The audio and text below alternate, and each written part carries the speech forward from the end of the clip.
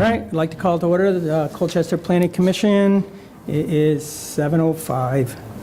First thing on agenda, and it is agenda considerations reserved for changes to the agenda items and order. We will not be changing that.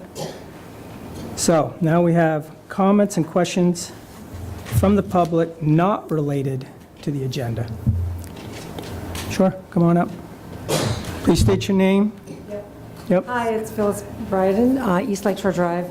I just wanted to check, we had purchased a dwelling on East Lakeshore Drive, and it sits vacant right now.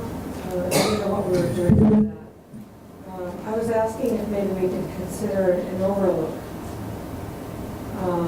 for bicycle pedestrians to stop for an overlook in a seat or something like that. And a little bit of a plaque, like, what island's out there, or what's, that would be a nice little scenic thing for possibly that building site.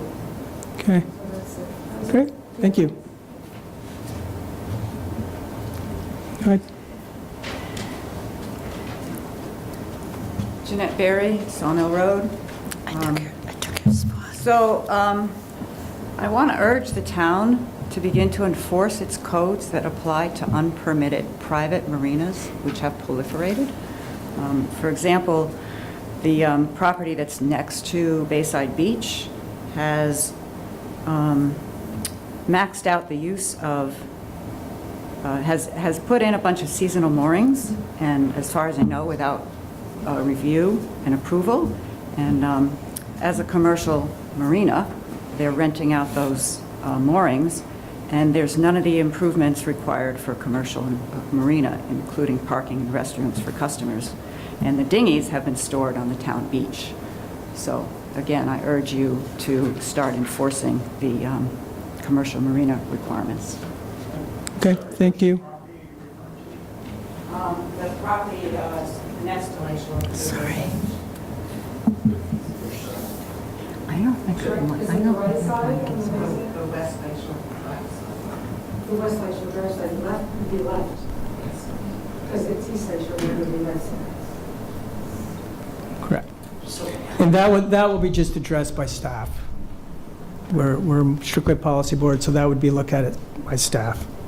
We're not an enforcement board of any kind. All right, anything else for not on the agenda tonight? All right, very good.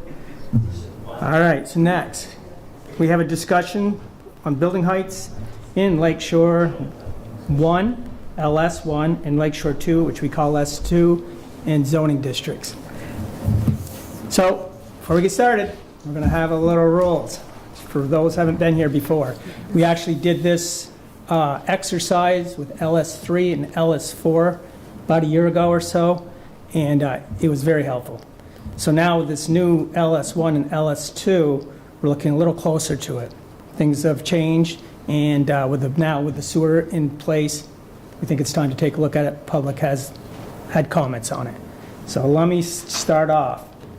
These are some reminders. So first thing we've got, we want people to sign in, so that way if they wish to receive notices of future notices, they will need to be added to our email. Okay, then we want to make sure that you understand what we're doing tonight. This is a listening session. This is for you to tell us what you would like to see for the building heights. And we will not be making any decisions tonight.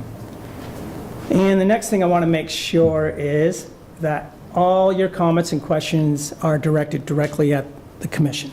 That's what we're here for. We will take everybody's opinion into consideration. Okay, and we know there's a house out there that many people have questioned, property. We're not going to discuss that tonight. We feel that was built properly, permitted properly at this time. We are looking to move to the future to see what else there is. And also, we want to make sure when you come up to the microphone that you do state your name for the record. We appreciate that. And we are ready to start. For the first one, I'd like to step up and let us know their opinions. Come on up. Jeanette Berry. So with the sewer coming to Lakeshore Drive, we can see what's bound to happen to the structures along the stretch from Bayside Park to Prim Road. I urge you to limit the height of all future renovations or new construction to the current 20-foot height, regardless of a building's proposed use. I also urge the town to hold off on allowing any building to be occupied when it expands the septic requirements until it can be connected to the town sewer. That's all. I have one question. So we're talking about LS1 and LS2. Do you, and LS2 will be the other side of the road, off the lake.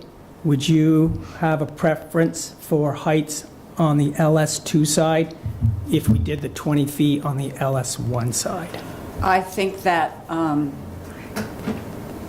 that would be a potential compromise, but I think that if you allow significant height on the non-Lakeshore side, you're going to increase the density so much that traffic is going to become unbearable.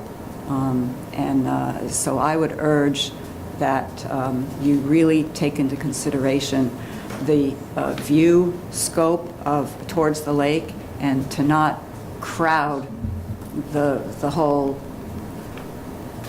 corridor with additional height, and certainly no more curb cuts. It's dangerous enough for a bicyclist, so. Great, thank you. Anybody else would like to add comment? Come on up. Okay, I sent Eric Schultz, been in Colchester around the bay for probably 40 years. Is that Kathy Ann? So I sent something in, you may have read this, but you know, I've got some of the same concern that the prior person mentioned. You know, again, you've approved this and the existing property, you know, I feel it's unfortunate, but you know, it's not a disaster. But you know, I'd hate to see more structures going in that go above the 20-foot height section regulation. I'd recommend 20-foot on both sides to keep the character, you know, both on the Lakeshore and the non-Lakeshore side, I think, to maintain the character of the area. What am I going to say? You know, I think I was talking to Kathy Ann mentioned to me that the property was considered an inn, which made it commercial, and I'm wondering what the regulations are for an inn, because I don't think anyone's going to be living there or managing it. So I'm wondering if that could be a loophole, or if we should consider that. Further down, I'll get into, and I think it's related, short-term rentals. And, you know, I think this and the two adjacent properties qualify as short-term rentals. And I actually brought along the 7 Days article. I don't know if anybody saw it, but reading about Winooski and the problems in Burlington, and I lived in Burlington and Colchester, plus traveling around. I go out west to, you know, some resort areas for skiing, and you know, short-term rentals are great, but they're taking over the market. Again, commercial interests seem to prefer you know, buying these homes. The short-term rentals are much more profitable than long-term rentals, and I own long-term rental properties, and I don't intend to do short-term rentals. But I think if we don't get ahead of the curve here, and we're already behind, and I was taking a look at VRBO and Airbnb and how many are in, you know, the Inner Mallets Bay area, and I can share this with you, but you know, there's quite a few, and there's some overlaps, and some may be in the RV park, but we've already had quite a few. And you know, I think we got to consider with the housing, we call it crisis, or housing issues going on, if that's where we want to go, and consider restricting those. Now, obviously, you end up grandfathering what's already there, but, you know, so we don't run into the severity of the problems in Burlington, Winooski. I think, you know, this should be added for consideration. I've got the same concern with traffic. You know, I've spent time, I've had a camp on West Lake or East Lakeshore Drive. I've got a lot of friends, and I'm at the boat club. Crossing West Lakeshore Drive is scary at best. You know, even, you know, there's not enough crosswalks. You're not going to put a crosswalk every 50 feet, right? And some people stop. You know, even counting, the majority of people won't stop. You know, and it's a shame that not only do we have crosswalks, but you got to have yellow signs, and now you got to have flashing lights on, you know, to get people to pay attention. So, in my mind, any, you know, additional development is particularly with the sewer going through. So that's my next concern, right? So that's going to open up a high demand for that sewer capacity, excess sewer capacity that's not used for remediating the current properties. which is going to drive more development. So again, I think if we want to keep the character and keep it livable, and obviously there's nowhere to go with the road. I know, I've been there, right? So you're not going to go into the lake, and with the setbacks, there's no place to go to expand it. So Let again, me ask you this real quick before you go on. You talked about the character. Do you have a preference for heights for the 20-foot, whether we're talking about a pitched roof or a flat roof? Because that was a discussion in LS3 and LS4. It's an interesting thought. I've thought about that a little bit. You know, the 20-foot, it depends on the pitch, too. I think you still have to have a maximum height. You know, you could put a huge pitch with an A-frame. I don't know, Zach, what do you consider for, is it 8 foot or 10 foot per story? I'm not sure what the... I think the point is limiting it to 2 stories and then Okay. a minimum height that's not ridiculous. And I know you don't want to go over this, but, you know, my mom was an architect, you know, I don't see any aesthetic value to that properties there, and I don't think we do aesthetics, right? But again, if you want to keep the New England, Vermont vibe, which is good for tourism, I think we got to be, you're showing my former camp there, actually, Rachel. Well, and I was perplexed because I own that, and I thought I couldn't do any. It was a little log cabin, you know, and I couldn't expand it. And I was told many, many, many moons ago, right, that you had to keep to the same footprint and something. And that was all treed, and I actively tried to keep trees there. And I didn't want to go into this too, but being a boater, looking at East Lakeshore Drive is an aesthetic.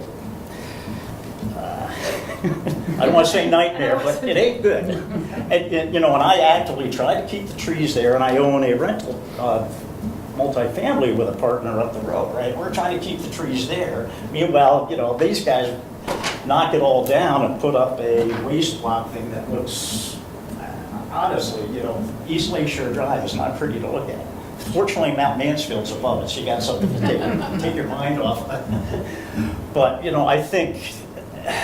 And you can see even the development on the lake, and I've had some dealings with the moorings and trying to save International Sailing School, and we've got certain developers whose names are in the 7 days that don't make themselves liked in Winooski or Burlington, right? They will take advantage of every loophole and say one thing and change, and I've been dealing with this, and it's unfortunate. So if we don't regulate it, the commercial forces, I think, are going to take advantage. And another thing I wrote down, I don't understand, when there's a violation, and I should ask you, Kathy, do we just fine them, or do we actually make them change it? Because there are people that'll do things they're not supposed to and pay the fine and walk away, right? I know you're dealing with, I think, the Munchin property up the road, but I think you got to be very firm, and we got to be very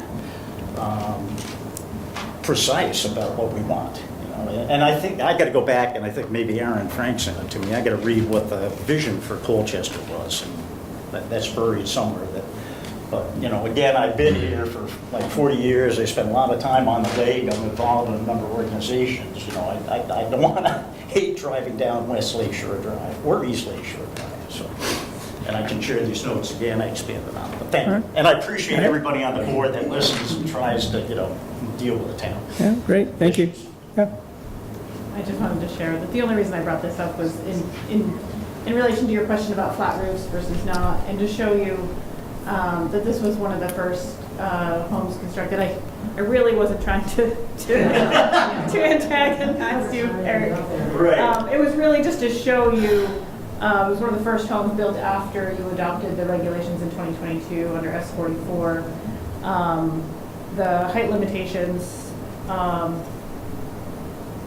actually not the height limitations. This actually is not an LS3 and 4. I apologize. This is actually still, even though it is on East Lakeshore, this is LS1, so it extends. I'll show you the map again.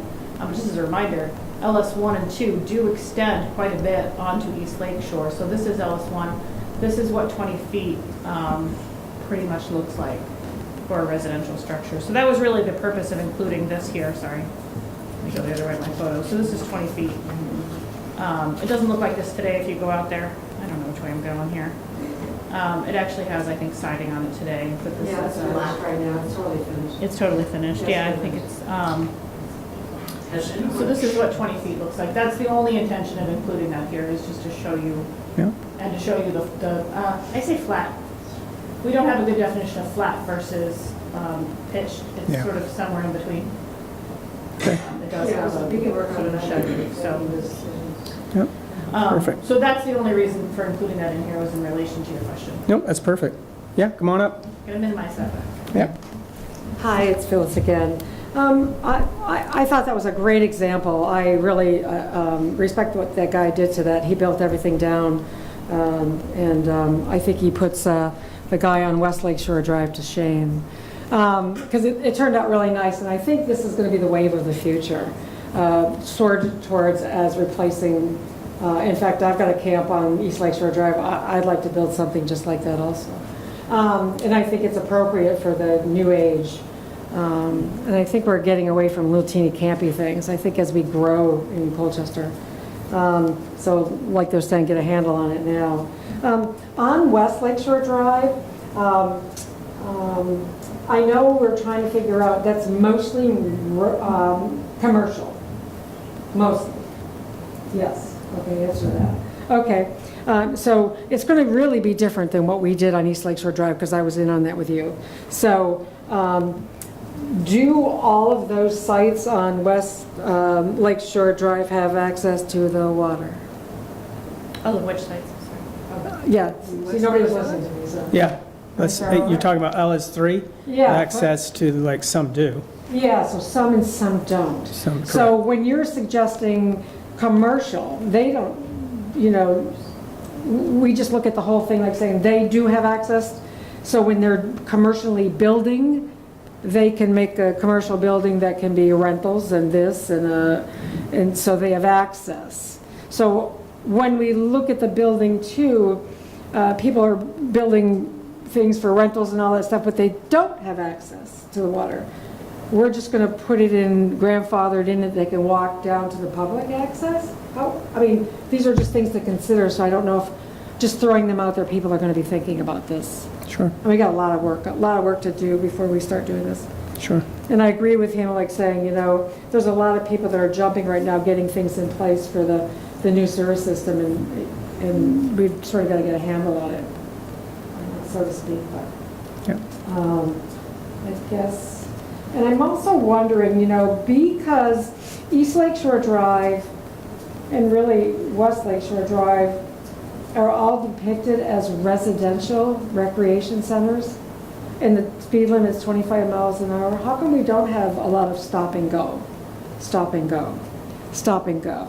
Because I think that it would be very beneficial if we consider the main road through traffic use 7, residential, commercial, you know what I mean? If we can get them to go use 7 instead of our Lakeshore Drive that's very tenuous. Right. So I'm just throwing all those out there. Yeah. One more for you, because you were here before. What do you think about the LS2 side, the other side of the road, for the heights? Yeah, the heights. Because you were here for the first one, so Yeah. you understand what we're looking Yeah, at. absolutely. Yeah. And that's why I came here tonight, because I Yeah. wanted to see if we were going to follow in those footsteps. Possible. This is why, you. Yeah. So the thing is too, I think the secondary side, I think they can have elevated, they're not, it's all commercial. It's not going to really throw against what we don't even have right now as public view to any of the lake. West Lakeshore Drive has no view for people. East Lakeshore Drive has no view for people. There's no view for anybody. And we really got to put that into place. There needs to be a bike path through there. There needs to be, East Lakeshore Drive, there's no bike path, where there's some semblance of a bike path on West Lakeshore Drive. Yeah. Yeah, so I think, I think some people we're going to be able to agree that commercial are going to want to build a little bit higher on the back side versus the front. But if you look at that, where the shopping center and everything is, you can't see anything anyway. So you might be able to let them get away with another story. I don't know. Okay. So it's just something that we've all got to, Can I ask her something? Sure. Yeah. What do you think about like traffic calming things on East, if it was possible to have traffic calming either? Well, we would shut it off to check. No, we can't, I don't know. No, Yeah. well, you asked me. I know, I was trying to be honest. Yeah. But just like in Burlington, you know, Right. they have like some speed bumps. Yeah, 'cause I had asked for that back when I got the speed limit changed to 25, and they weren't really wanting to deal with anything like that. I think what they are is called traffic calmers. Yeah, And they have them on, oh my God, North Avenue. Yep. North Avenue. They've got them through North Avenue. And I think they would be very beneficial, especially because we're recreation and pedestrian and bikes and walking, and I think those would be very beneficial. I think we have to work harder to make it a little bit of a slower down. And I know it's contradicting because we're going to have a roundabout out there, and you want to keep the traffic moving, but I think that's the wrong way of thinking about it. I think we got to detour the people from coming to this area, like through Monday through Friday, like racing there in the morning, racing there in the afternoon, racing there home. We got to look at that, I think. Yeah. If you want to keep East Laurel, our areas, and they can come for our businesses, and they can come for our stays, and they can come for, well, there's no view, why would they come? So, but, yeah, thank you. Sir. Thank you. Sure, come on up.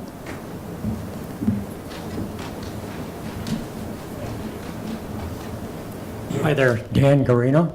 I live on East Lakeshore Drive, and I have lived in Mallett's Bay most of my life, and my wife has lived all of her life. And of course, being where we go back, when it was a seasonal roadway, and it was just so beautiful to travel through there, and many people just ooh and ahhed about how it was. Now, we understand over the years it has changed. It's gone from the seasonal flavor to the year-round use. And that's fine. I mean, it was done fairly tastefully for the most part. But now with these three-story structures, I think it's destroying the character of the bay. It really is. And if it continues that way, you're going to feel like you're driving down through a canyon. And that is totally, sad to see that happen in Mallett's Bay. Seriously. And I really think you should take some measures to put restrictions on the height of these buildings, and there should be no more three-story buildings, whether one side of the road or the other.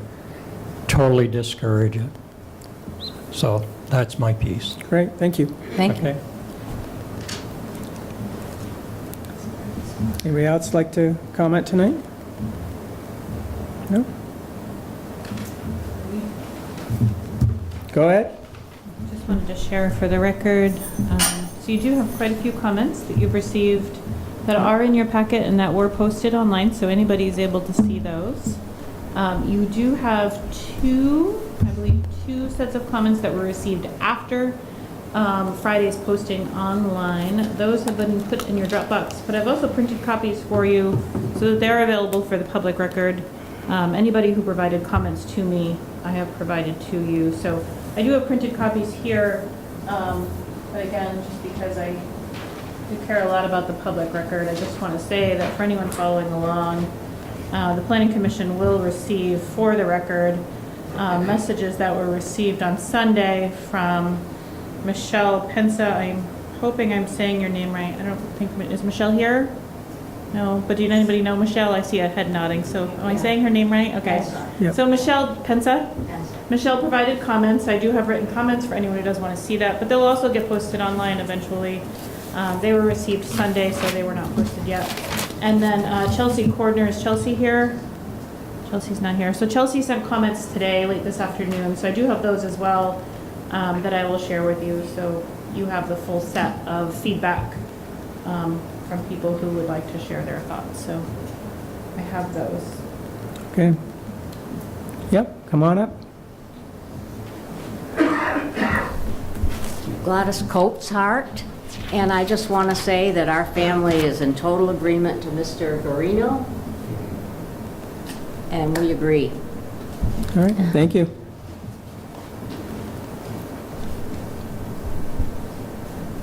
Yep, come on up.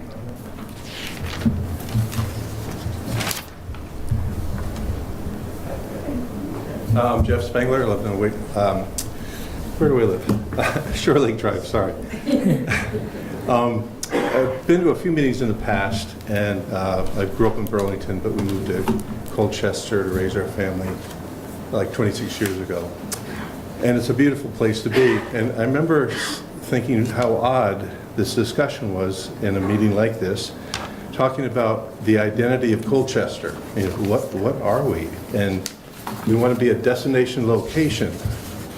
I thought, oh, that's kind of strange. I know what Colchester is. It's a beautiful town outside Burlington. It's a bedroom community. And so, you know, we took a pass on Holy Cross, which would have been great for everybody. We're building a rec center, which I know has a lot of support, but kind of missed the mark for me. So all the building, I have to kind of consider the development, hotels, restaurants. How is that really helping the residents of Colchester? Who's going to benefit? Who's going to get any financial breaks? That would be developers and people in that business, real estate people. So I'm hearing the same thing from behind me about slow down, you know, be careful what we wish for. We're going to develop Colchester right out from underneath us. And it would be a real shame. We see it already. East Lakeshore is a mess.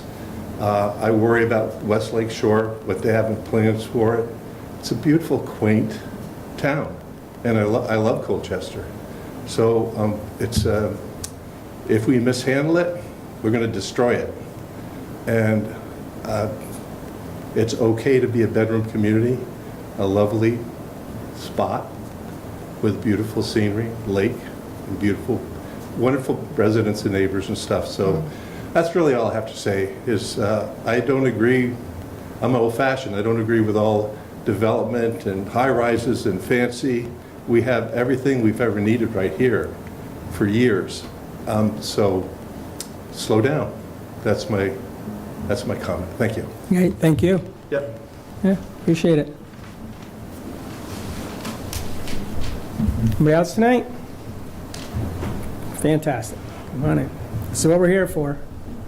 My name's Let us know. Jeremy Belchamber, here to represent Bay Harbor Marina. And just a question on the height restrictions of the buildings. We're in kind of a unique situation on Lakeshore Drive where our property is set 15 to 20 feet below the grade of the road. And with that being said, you know, with your height restriction, it was hard to find anything really online. Is that based on the grade of the road, or is it based on just the height of the building?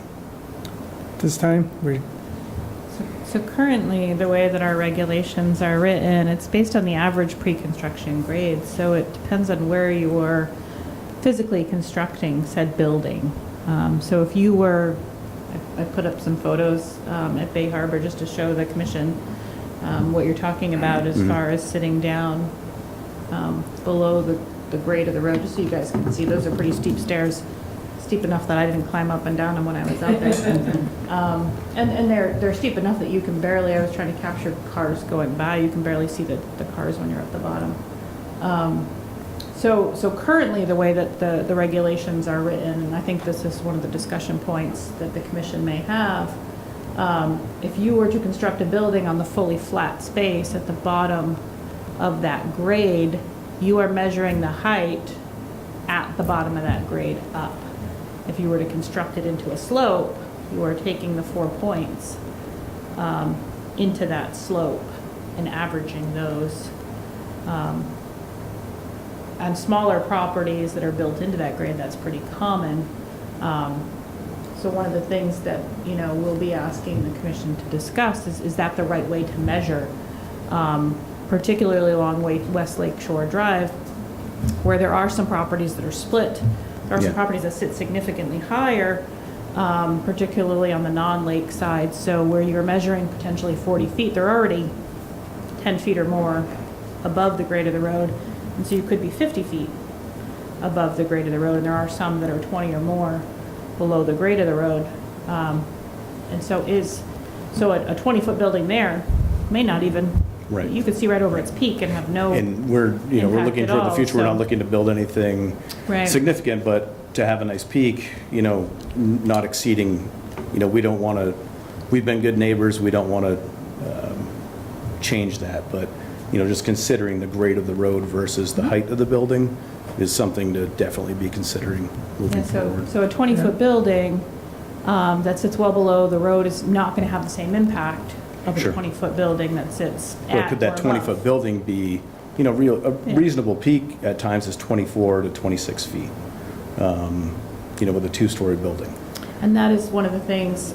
So in that kind of, in the situation that we are in anyway, saying your building can only be 20 feet high, and again, we're a little bit unique with our location, with how sunken below the grade of the road we are. There's probably a few other properties that are like that though in town, so, yeah, Just a something to road here. consider moving forward. Absolutely. Okay? Yeah, thank you. So there are a couple, this is across the street from the Hazlet. This is owned by Hazlet, so this is across from their known property. This is where the old motel was. So there are a couple that sit like that and some, so it is something I think, same thing if you're down the bottom here. There's that roadway way up there. You can maybe see the top of the car sitting up there. So currently, again, as written. So is that the right standard? It's for discussion, I think. Yep. And for those of you that haven't been through the process before, we literally go through one property at a time. It's very time consuming, but properties are unique, so we take our time. Thank you. Yep.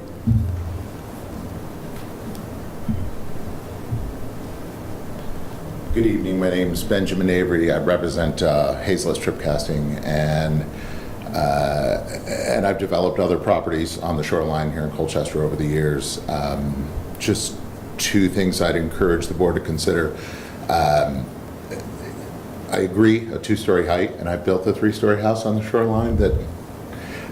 So I do agree that the concept of a two-story is good.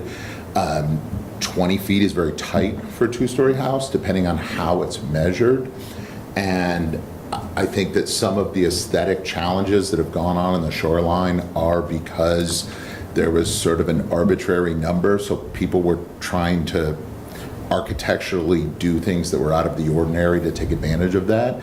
And I would just be concerned that at 20 feet, you might see it go the opposite direction, where you see kind of odd architectural details trying to max things out within the 20. So I would encourage the board to perhaps look at some, basic construction standards, consider, whether it's at the midline, the ridge line, and so that however that two-story goal is achieved, it's achieved through looking at standard building practices, assuming 9-foot interior ceilings. That's pretty much what everybody builds now. So just looking at that, and I think that a consistency can be achieved through just looking at it that way. The other question would be, we spent a fair amount of time dealing with the walkout on a project that I did. And so, and it has to do with how you're affecting the grade, and are you creating a terrace artificially by going lower with the grade? And one potential way to mitigate people's desire to have a little greater square footage without trying to maximize the height is taking a look at those regulations and how do we treat that walkout that's in the embankment, and there are a lot of rules surrounding how that all works. So there's just something else that could be looked at. Do you have a number that you were thinking for? I mean, sort of common industry standard that we see a lot is 24 or 25 feet. Sure. And that's not that much higher, but allows a standard roof line as opposed to flat or pitched roofs. And not that people won't still do flat or pitched roofs, but you can't get 3 stories even with a flat roof under 24 feet. Right. So So what do you think about, again, the LS2, LS1 on the other side of the road? I'm a believer that I think when you step back to the other side of the road, you could gain some additional height. I also think that somehow that needs to be addressed in zoning and scale. So, do I think that there should be a tight footprint tower, the same problem that's on the shoreline? I don't know that it really makes sense to move that to the LS2. So some of that is in scale and zoning. So if I'm building a commercial building that is for commercial purposes, then maybe that's treated differently than a single-family residential. Great, appreciate it. Thanks. Thank you. Yeah, So just real quick, and I think we may have 2 new members on the commission since we discussed LS3 and LS4. But we did, to Mr. Avery's point, the commission spent a lot of time discussing what is the appropriate height to achieve 2 stories, and I think I sort of highlighted it here just to show you. And that's where they ultimately ended up with the 28 feet in height. This is for a pitched roof. It's actually 23 for a flat roof. And that's what they're trying to reflect here, a 2-foot or a 2-story residential structure. So I think that they're very familiar with that sort of desire and goal for a 2-story. And that's why you see the 28 here with the creation of LS3 and 4. Those are new zoning districts for anyone who's following along. They were prior to the creation of them, they were a residential 2 district which allowed 40 feet. So until 2022, it was a 40-foot height limit along the shoreline on East Lakeshore. And 28 feet was the new residential limit that was created in 2022. very good. Yeah, come on. Yeah, I just wanted to add, it's Phyllis, I just wanted to add that we also considered parking per each site, and that's a very important piece. So just remembering that piece too. And I know Sarita had talked about electrical plug-ins and everything for every places and things like that, so, but anyway, so that was something that we were trying to consider too. Great, thank you. Sure, come on up.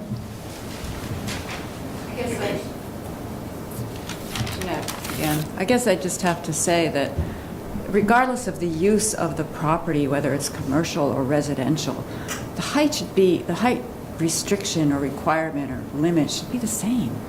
What does it matter what the use of the building is? It's still the aesthetics of what you have to look at when you go by it. Yep, thank you. Yeah, Eric, again, I'm wondering, again, we're talking about heights, but if it's more detailed than that. And I forgot to apologize, I'm an engineer, so I'm always trying to solve things. But, should we consider the setbacks? I go, whether it's 2 or 3 stories, you can't see through it and see the bay, right?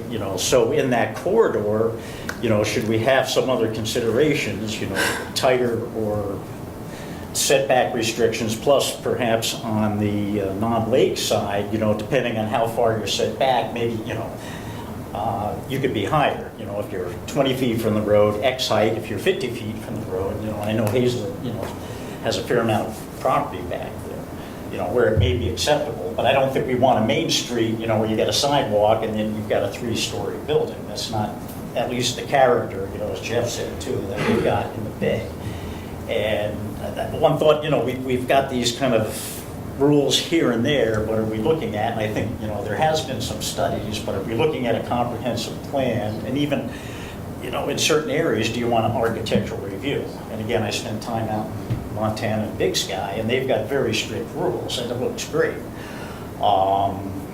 Then you get into property rights and all sorts of stuff, so you're going down a rat hole. But again, for certain areas, we advertise, you got a picture here, right? You got the bay and the sailboats, that's our thing in Colchester, right? So if you block that all off, and I've seen that, again, I've been dealing with moorings and some other stuff, and we're losing some resources like the sailing school, that are because of commercial interests, we're losing the character of what we're here for. And the cost of moorings is going to go up, the price of housing is going to go up. I wanted to get back to the, maybe it was Sarita that asked about speed bumps too. I think people hate them, at least some of my friends do, but I think it's North Champlain Street, right? But, I try to observe it. It's going to be a love-hate relationship, but I think it's worth considering. I guess my point, how do we get these other ideas in front of the planning planning commission. So it's not just, let's not just talk about height, but how are we talking about kind of, I call it a holistic solution to what some of us perceive as a problem, right? You know, if you're just tackling it by this, you know, okay, today height's a problem, next time it's going to be, well, this building's too close to the road. So how do we do a holistic kind of comprehensive review and give us our suggestions? And I think this is sort of a discussion, but how do we sit down and have a discussion and brainstorm, which I tend to do a lot, you know, in my previous position, so. This is where we start, thank you. Sure, yeah. Yep. Come on up.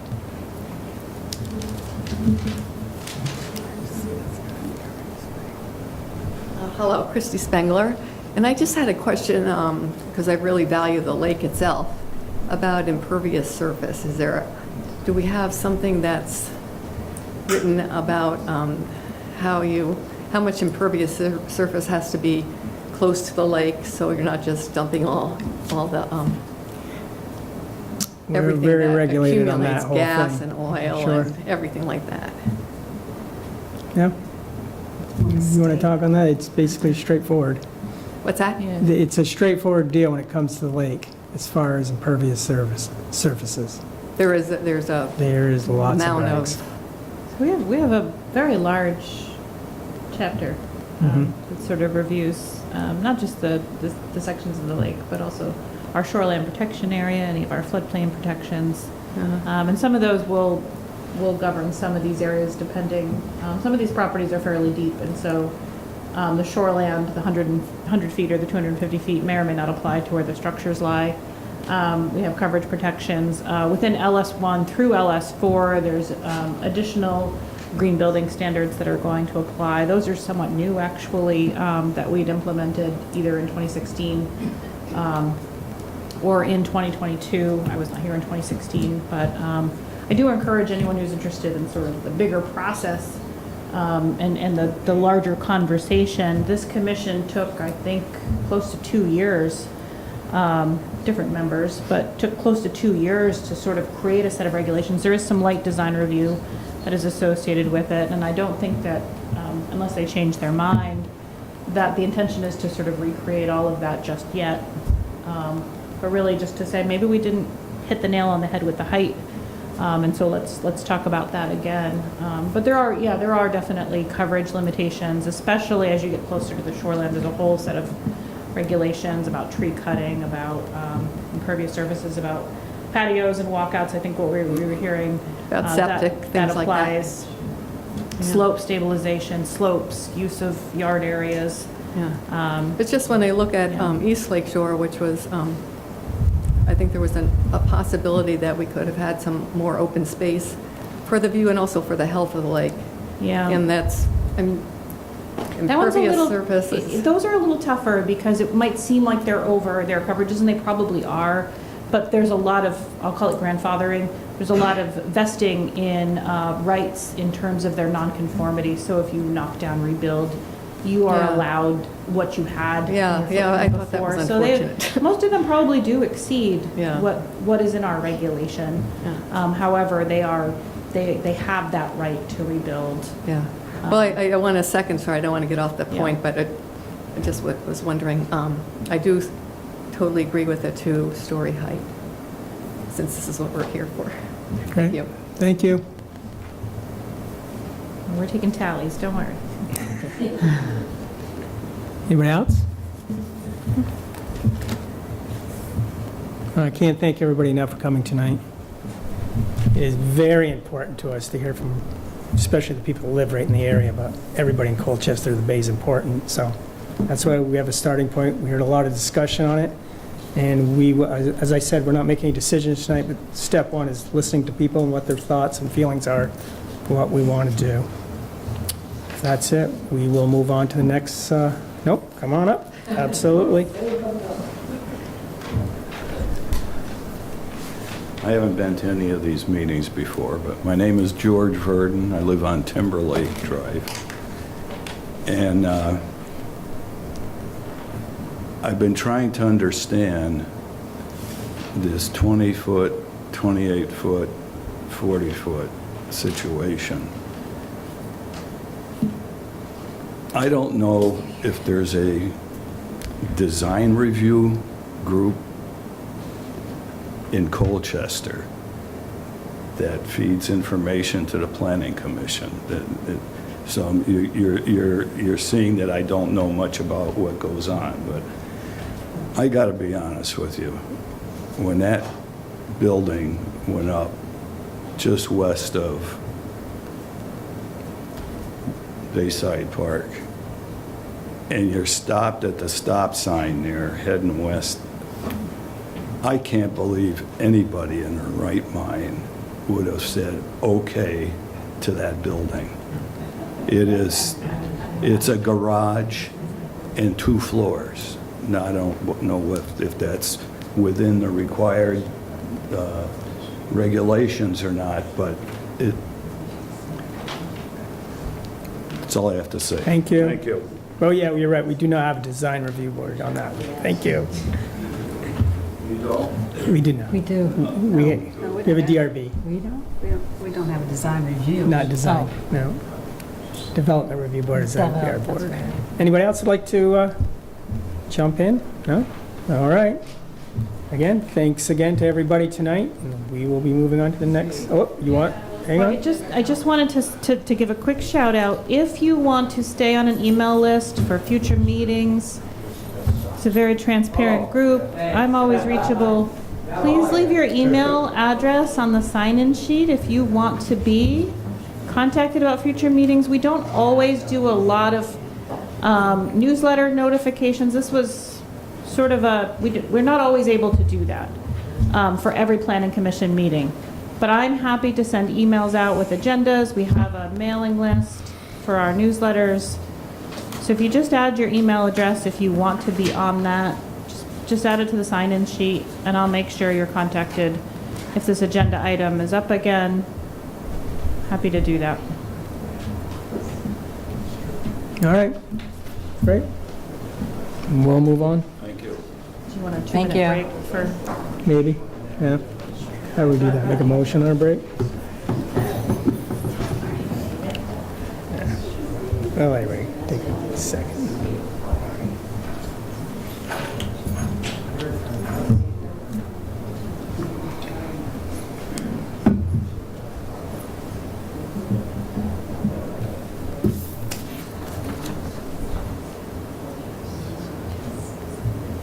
All right. Consideration for warning, June 4th, public hearing for supplement 47 of Colchester Development Regulations. We start with A. Modified bylaw relating to non-conforming uses. Yeah. 2.2A, Article 12. B, clarify bylaw relating to assignment of uses as residential versus residential for purposes of height maximums in the LS1, LS2 districts, Table A2.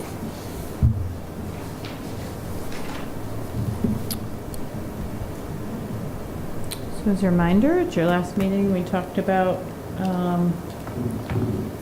just catch everyone up that may not have been with us last time. So back in supplement 44, I believe, there's a little bit of an oversight. This was not intended by either the Planning Commission or the Select Board in its review. There was removal of one piece of text that referred to an extension of nonconforming uses. You had inserted more specific text about the time associated with nonconforming uses. To expand that to 18 months post-COVID, more time to allow for nonconforming uses to find within a structure to have new tenants. So you added that 18-month time period. We removed the words that said no extension shall be granted, with the idea being that you had more specific text. Fast forward, realize that that's the only language that referred to physical extension. Read all of the minutes, looked at all of our meeting video. for the planning commission and the select board, it was a complete oversight. It was never the intention. So just to clean that up, we were going to put it back in. But in doing so, we thought we would be more specific because, again, extension, most people think of as time. And so in doing so, you have the text that you see here, cleaned it up a little. To talk about what that is. We talked about that at the last meeting. There was some language under 5 that Can you said pop something. that up? Can you make that a little bigger? Oh, yeah. Thanks. As I sit here with my glasses on. Yeah, let me make that bigger for you, sorry. There we go. What's that? There we go. So we had some language in 5. None of you guys really liked the use of 100% or something that was very confusing. I don't blame you at all. So really, we just sort of shortened it quite a bit under number 5 there. So we've since cleaned that up under 5. We've gotten some feedback that we've sent on to our attorneys. And we may propose to you, we're not closed off to the idea of keeping it simple and reducing sort of extraneous language in number 3 that talks about examples of enlargement, because our attorneys believe that simpler is better. So maybe as part of your warning tonight, we might want to wordsmith that. Maybe even to reduce all of the examples. I haven't spent a lot of time on it just because I've been waiting for our legal team to get back to us, but it was a big ask of them to get us something back so quickly.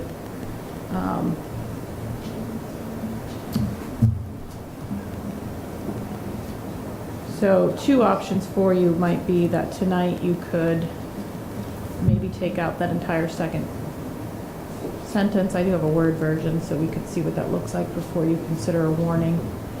You say the second sentence? The one that starts with examples, Okay. under One number big 3. long sentence. Under number 3.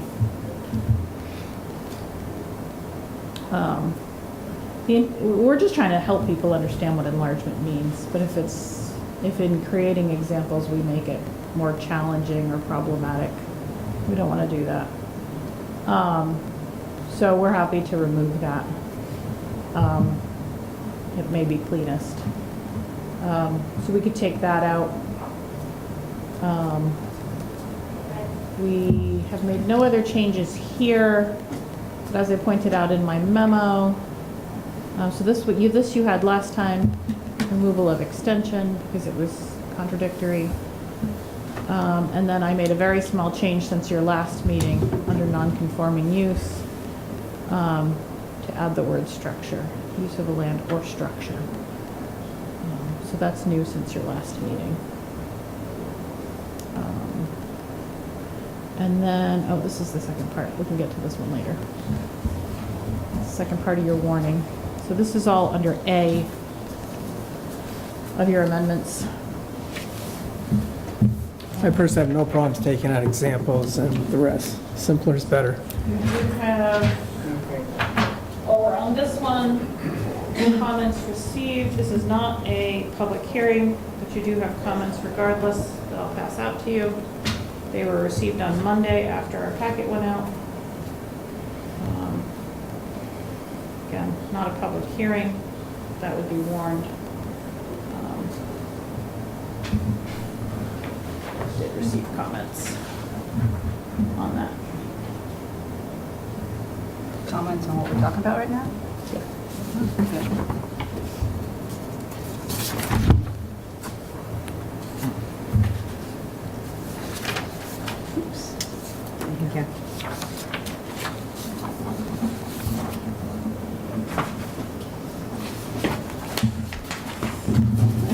While you were looking at that, I'm just going to pull up the Word version that I have in case you want to look at what that would look like. Your other option, if you're not comfortable with deciding this just now, but still want to move forward ahead of June, is that we do always hold, and I do ask you to hold your second meeting. You could have a meeting on the 21st just to talk about this and potentially warn it on the evening of the 21st. So that remains an option. I wouldn't add anything else to your agenda other than this.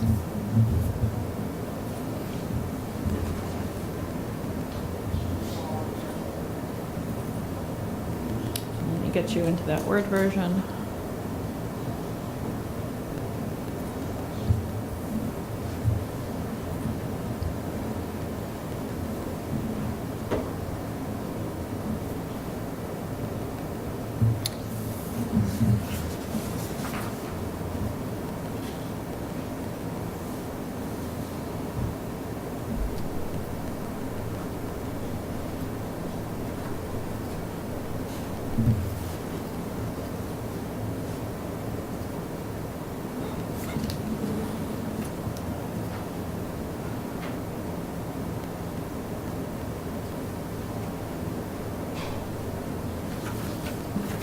So some of this doesn't, I'm not, if I'm reading this, some of this doesn't pertain to us, correct?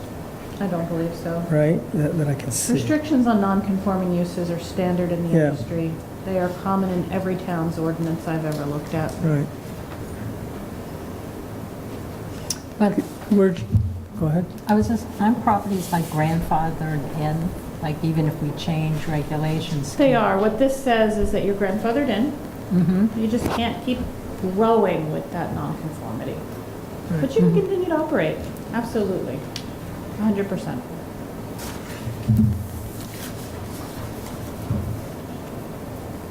I understand people's concerns, but I think what we're trying to do here is make it, again, I use the term user-friendly. I think it's less confusing what we're trying to say. Just a little Simple. louder. I'm sorry. I think what we're trying to do now, Yeah, it's yeah. probably me. And I think it's this fan Oh, right. behind here. It's just hard to hear. Oh, sure. Yeah. So I just think that what we're doing here is trying to make it a little simpler. Not as complicated. Yeah. We already have a lot of non-conforming regs in place. We went through a lot at one time about expansion of buildings. Actually, we allowed, if they went back out of the property, or out of the non-conforming area. Yeah. We had a lot of discussion on that. This one seems fairly simple. Unless I'm missing something, I don't think we are. I think we're pretty on, unless somebody else has a question on it. I'm trying to read what he's trying to say here. Yeah. No, take your time. Wait a minute.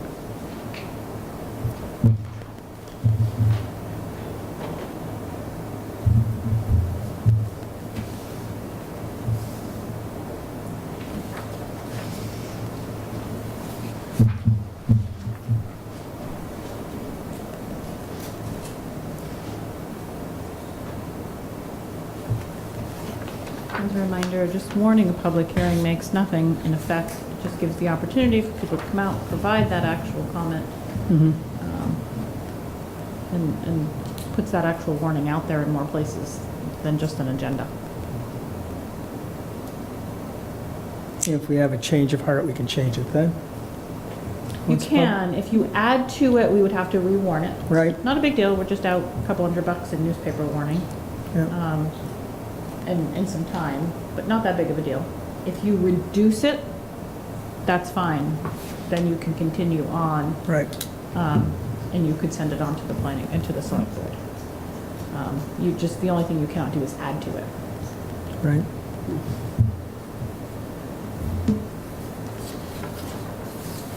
I understand it, I guess, but I think we're still on the right path.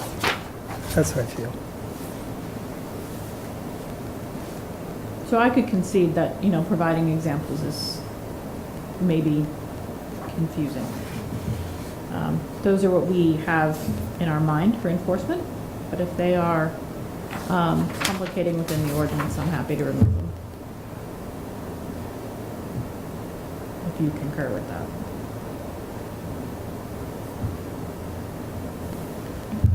They're meant to sort of be clarifying and helpful. I'm all good. But the thing, we're eliminating the examples, all that part, fine. I get it.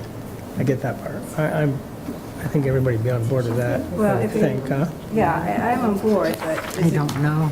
the wording going to make it confusing You for think the she said zoning? that? And he's representing, I don't think Board so. review. Again, I think he's that. representing this guy. I wonder if that's Looking them in at the other back. ordinances in other communities, a lot of them simply say, and ours used to say, Yeah. it shall not be extended. And then it went on to say, under number 4, this is what you replaced it with about the timing and how long, and then saying you actively market it and you can add more time. So I think that, keeping them simple is how they generally are. We were just trying to provide additional guidance. But just to show you what this could look like. Yeah, but this is not full, so it's okay, right? Yeah.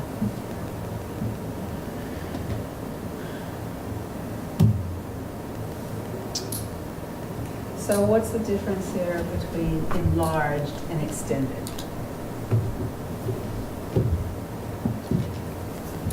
Just reading it.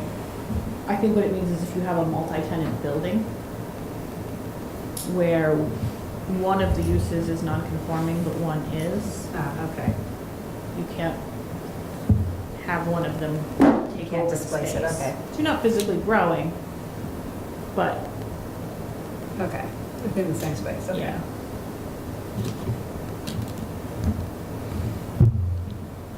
And again, I think a lot of what will help with this is to really spend some time going into the next plan and making sure that,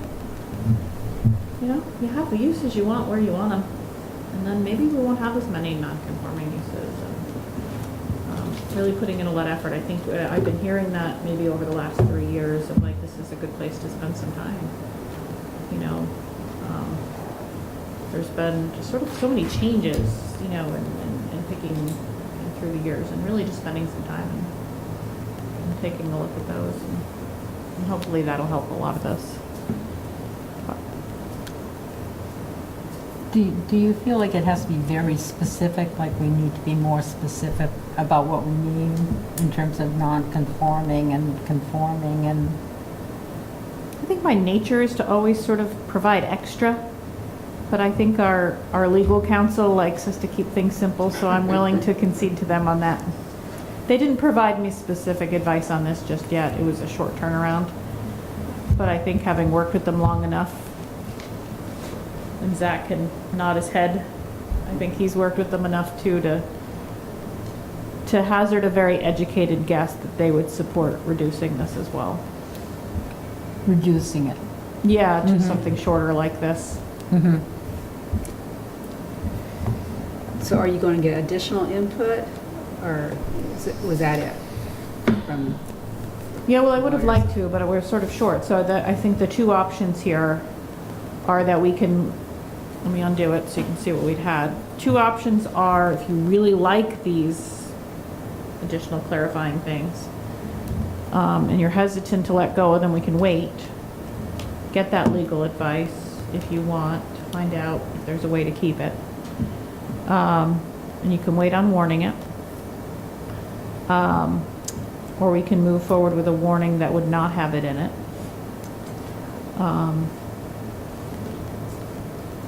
For a public hearing. You can always remove it. You can always remove things. Removing things is easy. You just can't add things because people won't have had a chance to read them. yeah. And they have to have fair notice. So if the absolute lawyer doesn't like us and we move forward tonight, we can still eliminate it. Which probably isn't going to be the problem. And I'm comfortable either way. I mean, Yeah. I'm really comfortable without it in there too. But There are plenty of things that we sort of have guidance documents on in our office, on a lot of things. This wouldn't be the first. Just the part that I've highlighted there. Yeah. So the guidance that you have in your office shows examples like this. Yeah, we sort of just, I think what Kathy is referring to is that oftentimes just to provide for consistency, and so that if there's like somebody's expanded a non-conforming use while Zach is in France, they don't have to text me to say, hey, is this how you would interpret this? You know, it's really to make sure that everybody's on the same page, to make sure that everyone's interpreting a sentence the same way.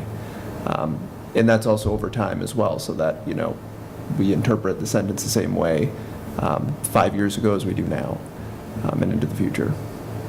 It's informal guidance for us. yeah, informal, internal, so that we are consistently applying regulations from staff member to staff member, from month to month, year to year, as best we can. Obviously, I can't do anything about things from before my time, but.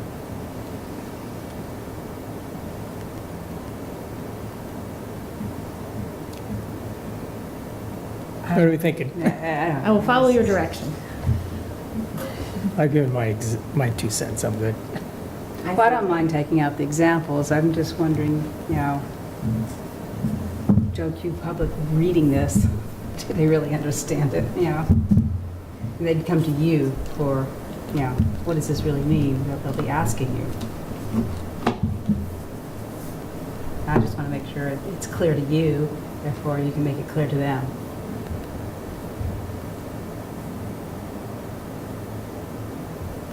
Yeah, well, I mean, I think we talked about it even internally last time. Well, I know, think but it created if some- I was to Yeah. read that without the examples, Yeah. which is fine, I wouldn't necessarily think that increasing operating hours is part of that first sentence. To me, that doesn't mean you're enlarging Yeah, the non-conforming space. yeah, So that wouldn't even pop into my head. right, To me, it's all physical. yeah.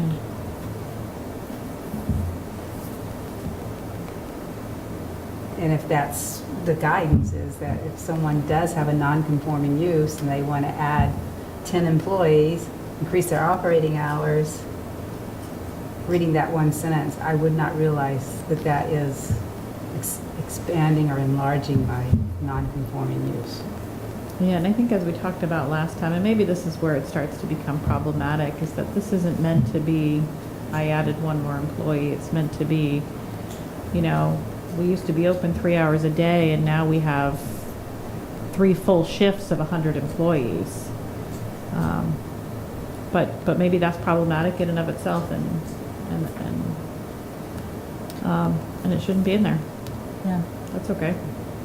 We can remove it. But isn't it more specific? I mean, can't we get more specific? Like you can't do that without getting another permit, or, you know, that you couldn't add, because of the language, you couldn't add, you know, 30 more employees without going through some process of approval?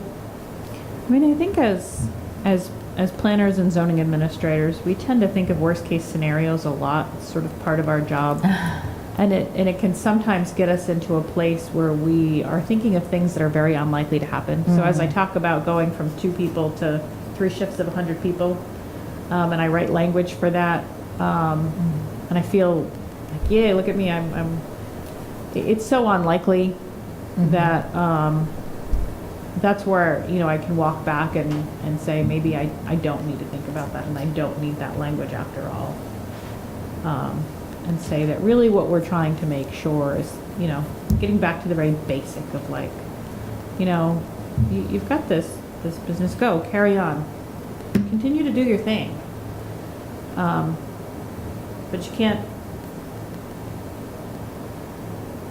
you know, start to be 5 times bigger until you can become a conforming use. And just getting back to the very basic of that. So maybe the rest of that's not necessary and it's just too much. And just, if I can add one thing, thinking about this maybe through the context of how we regulate conforming uses. So when a use has to go back to the Development Review Board, that's spelled out in Article 8. And that's for any new use, change in use, expansion of use in any district. We don't explain it further than that. Alterations or changes to site plans. So it's still some general language that, I think that's consistent with how we kind of have language elsewhere in the regulations. And we're very well aware that even conforming uses don't come back to us for these things. It's not uncommon to add 50 employees and not come back to add the additional wastewater needed or anything. So, to Zach's point of what triggers, a development review. So I guess I'm sort of talking myself into removing that, maybe trying to talk you into removing it as well. So I don't think it's necessary. Unless. Yeah. And I'm not even sure it would make it into a guidance document the more I talk about it. I guess I'm only thinking about it after reading this. Yeah. Because obviously he was responding to these examples. Some of them, If the yeah, exam- not all of yeah, them. Not all of them. Yeah. But if the examples weren't there, Yeah. he wouldn't. I agree. Wouldn't As have I was that. reading this, it's almost like a direct response to that language. Yeah. And they're fair points. I can't argue with all of them. So maybe the best thing is to remove it. I can acknowledge where. So anytime someone has a non-conforming use on a piece of property, whether it's land use or structure, if they want to make any changes to it, they'd have to come to the zoning board. I think there are triggers for changes regardless of whether you were conforming or non-conforming. And then it would be reviewed then that, hey, you got a non-conforming use, you can't do anything that you're asking for. Yes. Okay. Again, whether people follow that, we know that even for conforming uses, when you come in and establish for the very first time your hair salon, and you tell us you have 2 employees and you get your wastewater and your parking and everything accordingly, whether you are conforming or not, that's the number you have on file. And whether by intention or not, you're probably never calling us when you're doing well and you've doubled your number of employees. It's not the first thing on your mind. Interesting. And even though you have double the wastewater and maybe double the parking needs, and you're not calling us, it doesn't happen. Nobody ever picks up the phone and says, hey, I'm doing really well. Just added 2 employees and now I've got twice as many customers. It just doesn't happen. It's definitely not going to happen with a nonconformity. So, Interesting.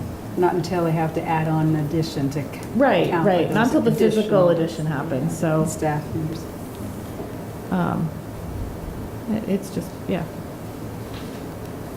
We just accept that, I think. What do you think? Yep. Yeah, no, I agree with Rebecca, what she was saying. But I always sometimes start a discussion and it's not what we're talking about, so I don't know if I ask this question, if it's not germane. Sure. But when we were doing, I think it was the supplement 46, we talked about the character of the bay, the character of the design of the bay. And just tonight, there were just people talking about, that tall building and kind of some buildings. And I'm just wondering, do we need to be more clear about what we mean about the character, trying to maintain the character of like East and West Lakeshore? It seems like people were surprised. No, and maybe we shouldn't just be discussing it now because I don't know if this is on the agenda, but it just seemed people were surprised to see some of the structures that were going on. I was like, that doesn't look like the character, of the architecture of the bay. So I don't know if it's just, when we say character, what are we talking about? I think I'll give if Rich is okay with it, I'll give you a 30-second response to that I would give to anyone who called me, and that is to say, and I'll give it to any first-year planner or zoning administrator as well, and that is our job is to enforce the regulations. Our job is not to say whether we think something is pretty or we like something or not. And very often, even though we are the ones who take the grief for the things that people do not like.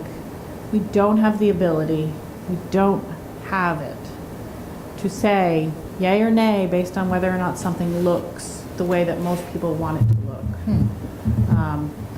And when you talk about character, you're getting into something that is extremely subjective. And the courts at every level, state and federal, have made it very clear that predictability is extremely important. And it is the foundation of most laws, including land use law. And the ability of somebody to apply for a permit to know whether they have the likelihood of getting that permit is foundational.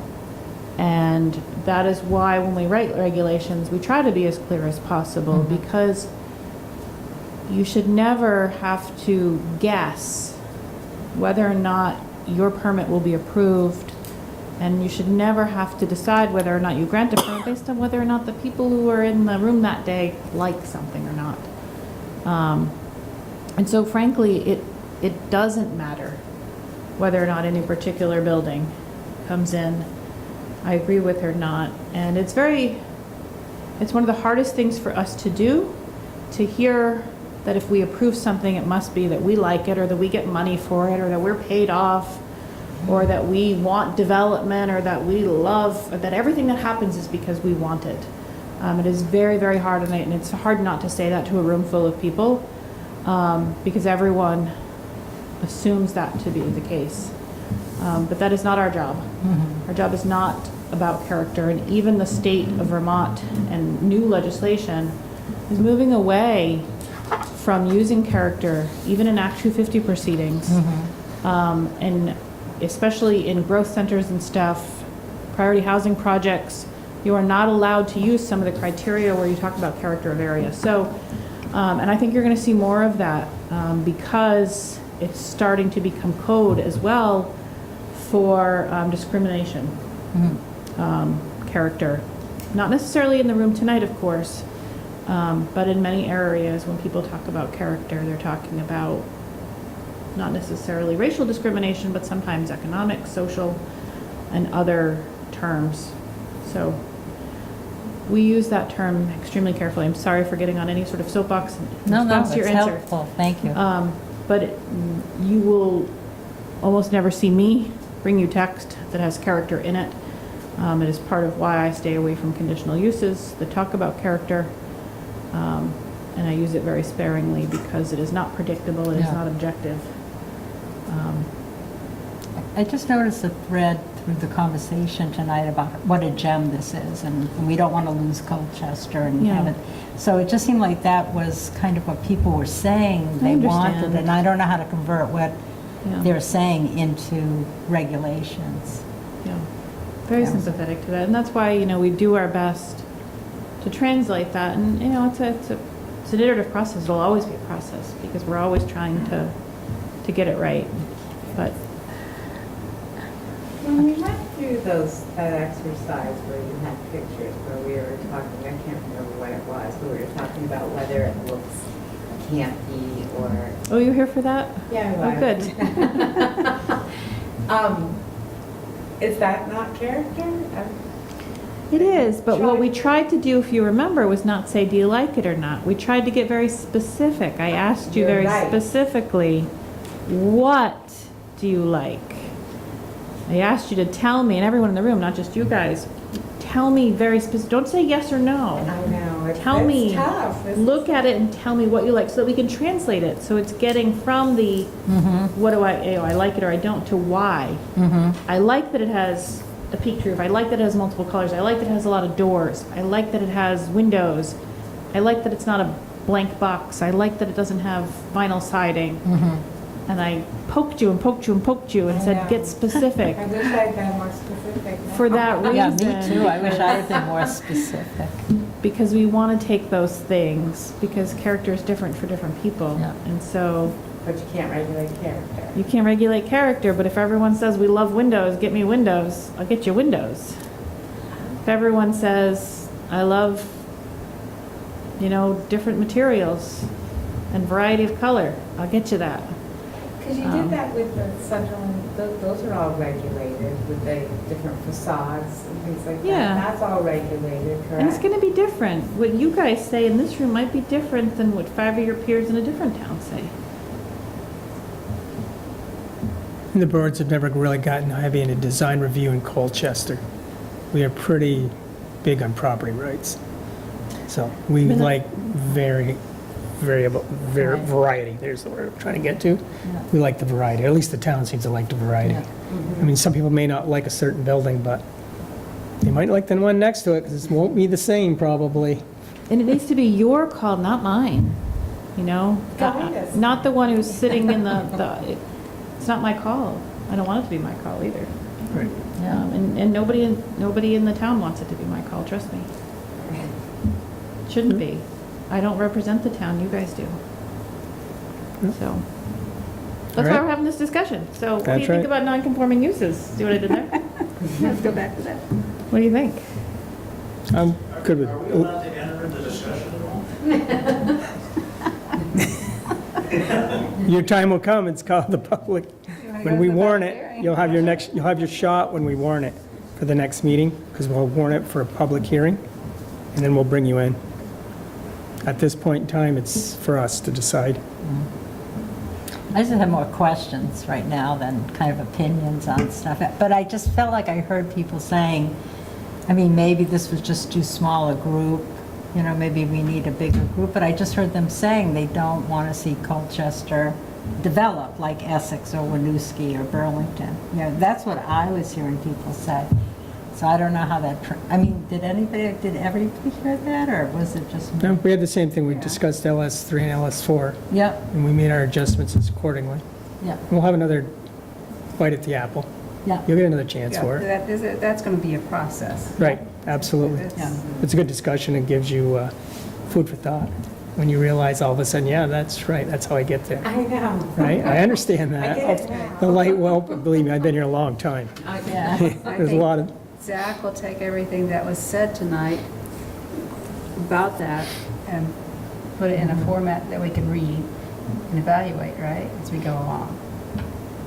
Yeah, and That's what later happened last time. tonight, when we get to your meeting schedule, we'll talk about when to circle back on that. Yep.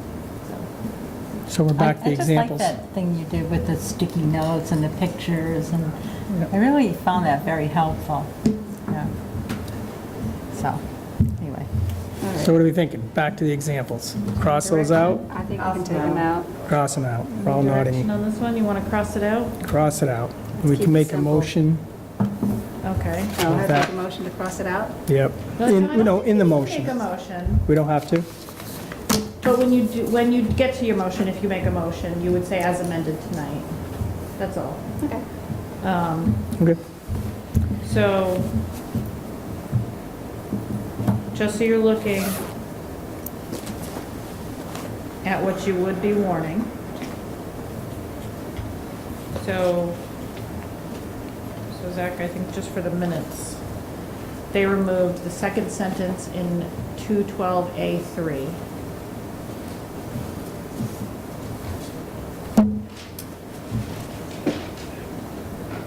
Any other changes that you want to make before warning?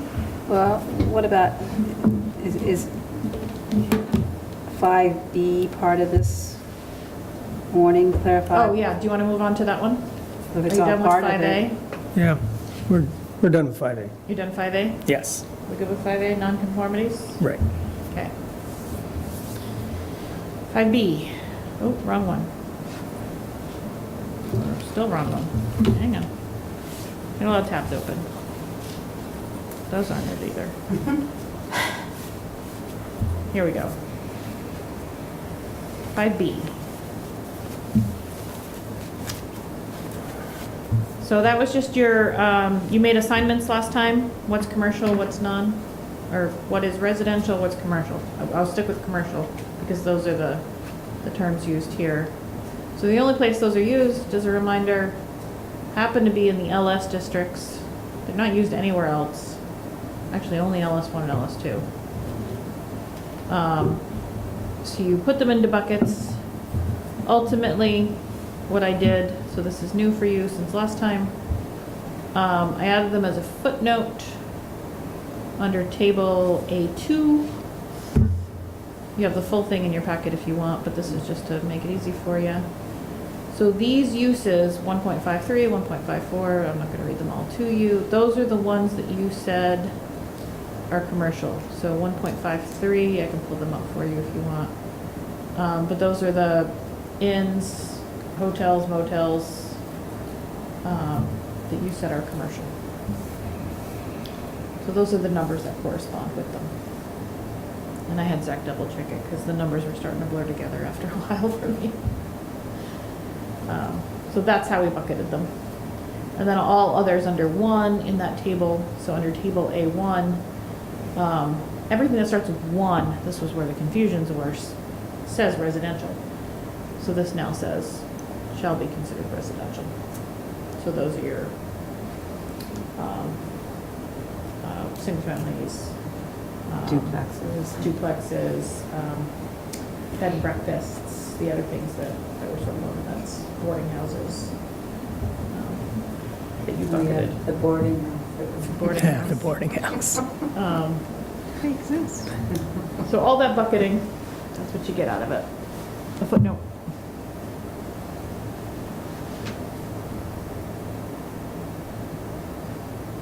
Everybody happy with that? Yeah. Yep, we're all shaking our heads yes. Yep. So far? So Until far. the next supplement. All right. The shortest one I've ever seen Kathy put out. I'm No, very I haven't impressed. even told this, I haven't finished supplement 46 and getting it all out there yet. Yeah, I'm afraid for the next one. So we need a motion. We're all set for a Okay. motion. I guess I'll make a motion to accept the amendment and adoption report with the adjustment to 2.12.A3 to remove some language and to be included in the public warning and distributed accordingly. Have a second? I'll second it. All right. All in favor? Aye. So, yep, we're ready for the next one. Okay, I'll make a motion to warn for Planning Commission public hearing at 7 PM on June 4th, 2024, the proposed amendments to the Colchester Development Regulations known as Supplement 47, and as reviewed and considered and amended this evening of May 7th, 2024. Second?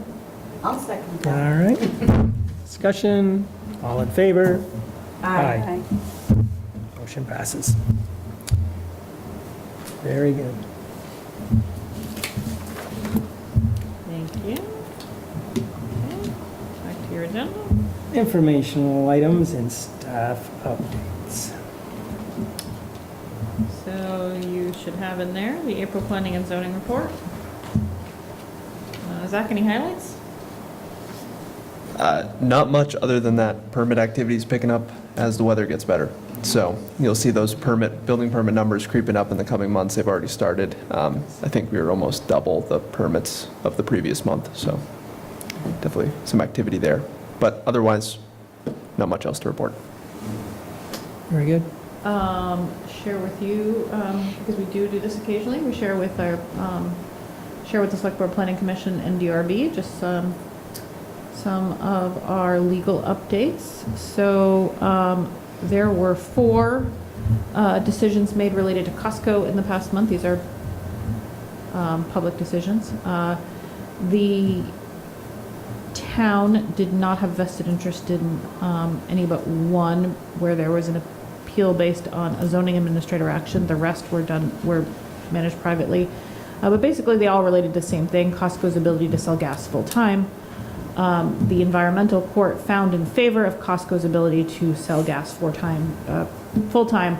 In all 4 of those cases, they were each individual. One was about Act 250 jurisdiction, one was about a decision for us to not process an application.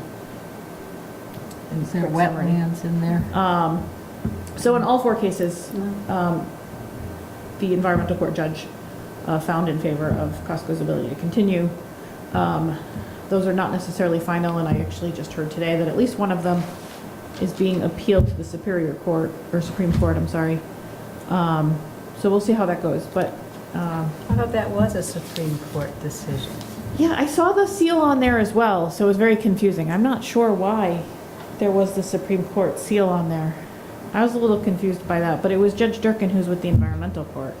He's not a Supreme Court judge. That was what was confusing to me. Yeah, I noticed it too, because the seal was on the decision. Yeah, I thought it was one and done, that we were good, finally. Yeah. Huh. I'm not sure why that was on there. The seal was on the front page of it. Yeah, it says Vermont Superior Court, but it still says Supreme Court. Yeah, but Judge Durkin is a environmental court judge. Yeah, it says environmental decision. It's very confusing. I don't know what happened. So But they can still keep appealing this thing, huh?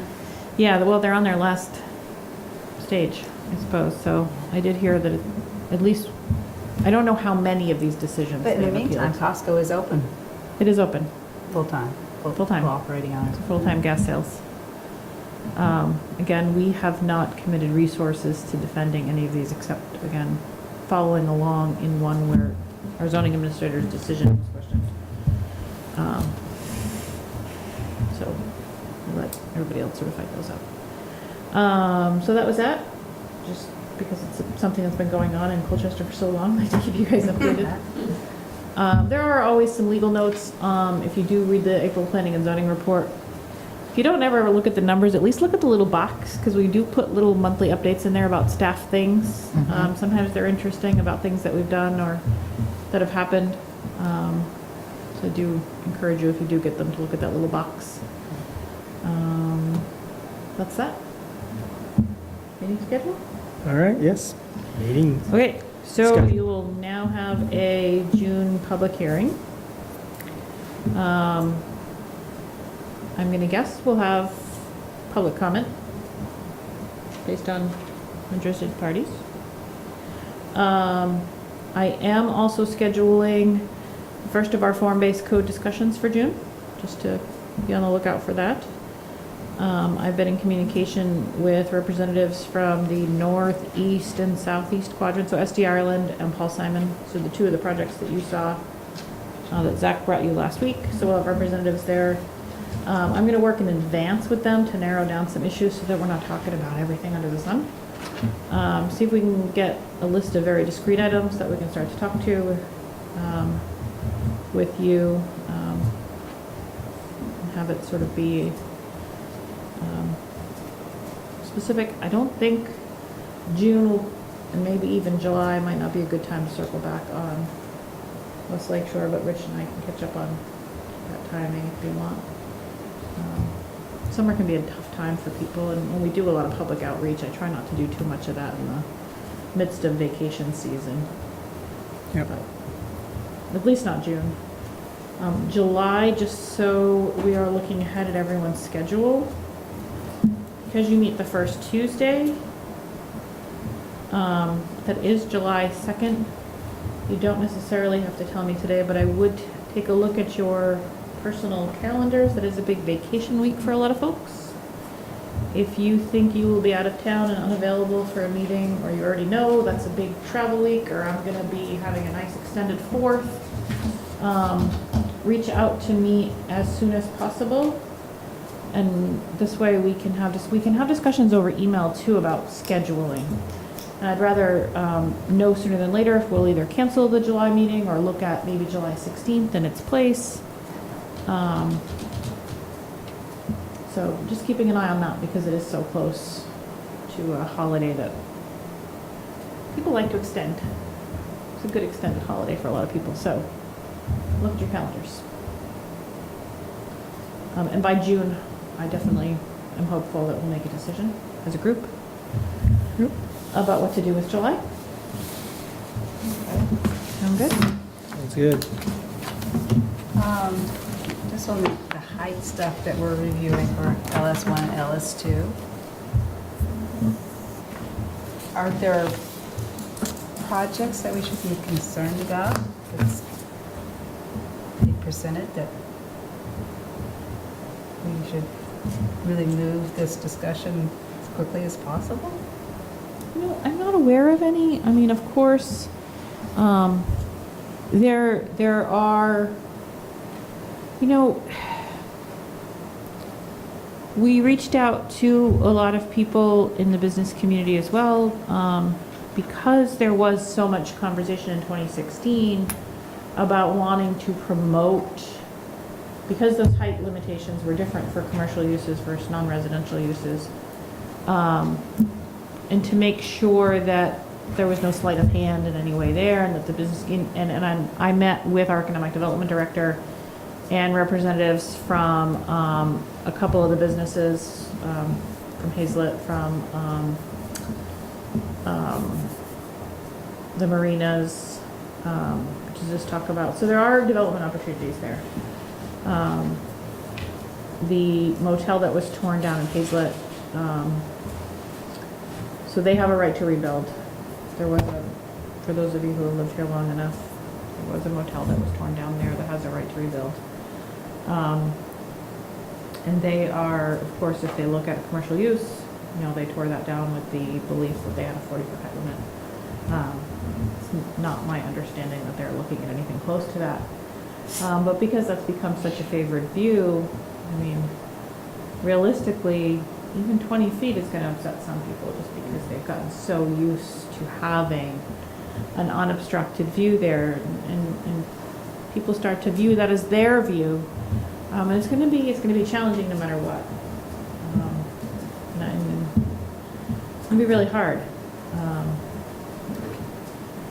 So I would keep those things in mind wherever you go with this, wherever you land, that there are those properties, and that a one-size-fits-all solution, especially if it's a reaction to a lot of people being upset about a single particular property, is potentially going to have a lot of far-reaching impacts. I'd sort of forgotten today, that LS2 had extended one of the pictures that I had up. This is LS2.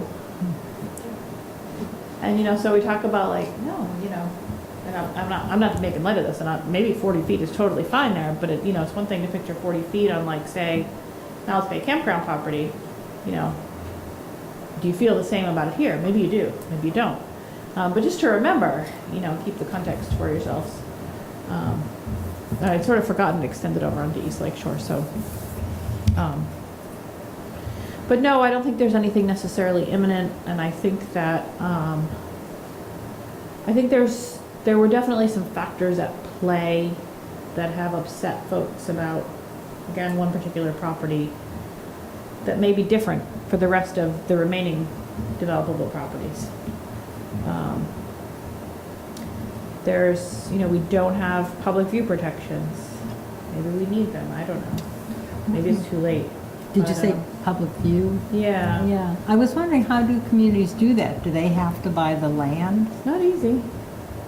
Well, no, what you have to do, again, is be predictable. You have to identify very, very specific pieces, and then, yes, you have to sort of make accommodations for it.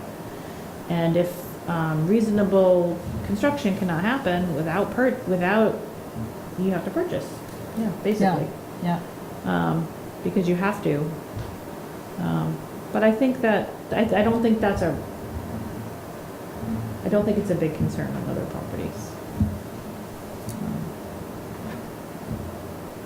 Because again, I think I heard tonight people talking about protecting the views. I mean, maybe they didn't know what that entails, but they certainly, I just like when you ask people stuff, I like to try to respond to it.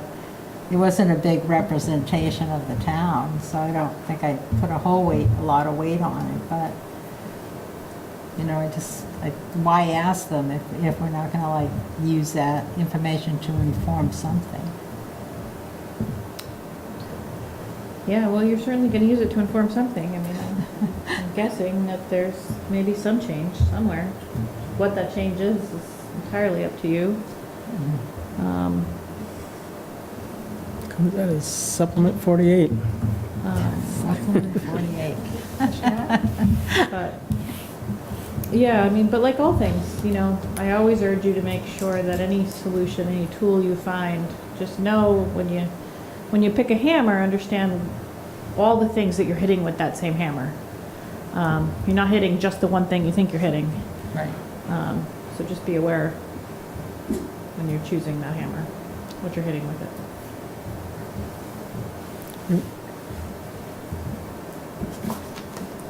Set? Yeah. Approval, motion for the minutes? I make a motion that we approve the minutes of April 2nd, 2024. Need a second? I'll second that motion. All right, all in favor? Aye. Aye, all right. Need a motion to adjourn. Okay. I make a motion that we adjourn our meeting. Second? All in favor? Aye. Thank you. I think I did. Can't do that. It was quick. I was waiting. He wants to go home.